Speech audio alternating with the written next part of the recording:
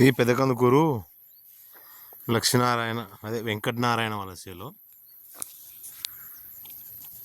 ఇలా జింక్ లోపం వస్తుంది.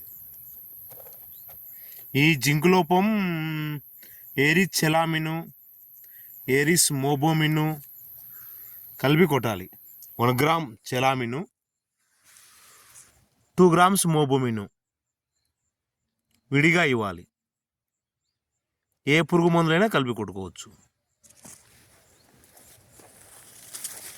ఇది పెద్ద కందుకూరు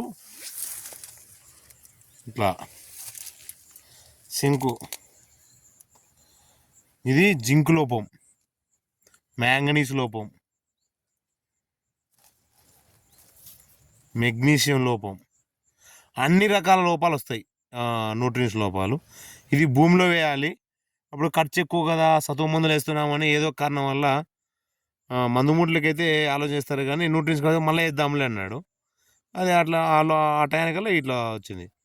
ఈ లోపం వచ్చిందంటే దీనికి తగ్గట్టు పూత డ్రాపింగ్ అయిపోతుంది, పిందె డ్రాపింగ్ అయిపోతుంది. ఇప్పుడు పిందె బాగుంటుంది కానీ డ్రాప్ అయిపోతుంది. వచ్చినా కూడా క్వాలిటీ ఉండదు, కాయ కూడా డ్యామేజ్ అవుతుంది, ఎక్కువ రోజులు నిల్వ ఉండదు, మార్కెట్లో మంచి రేటు కూడా పలకదు.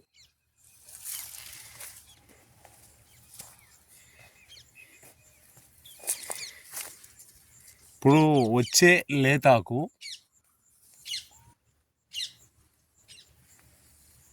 ఇలా ఉండాలి, పచ్చదనం, కానీ ఇలా వస్తుంది. దీనికి కంపల్సరీ చెలామిన్ 1 gram number of times spray చేయాలి. ఒక రౌండ్ అని చాలదు. లేదా చెట్టుకు 4 వైపులా గుంతలు తీసి కానీ, లేదంటే ఇంకా నెమ్ము మీద చల్లడం కానీ, చెలామిన్ గోల్డ్ ఎకరానికి 2 కేజీలు దాకా ఇవ్వాలి.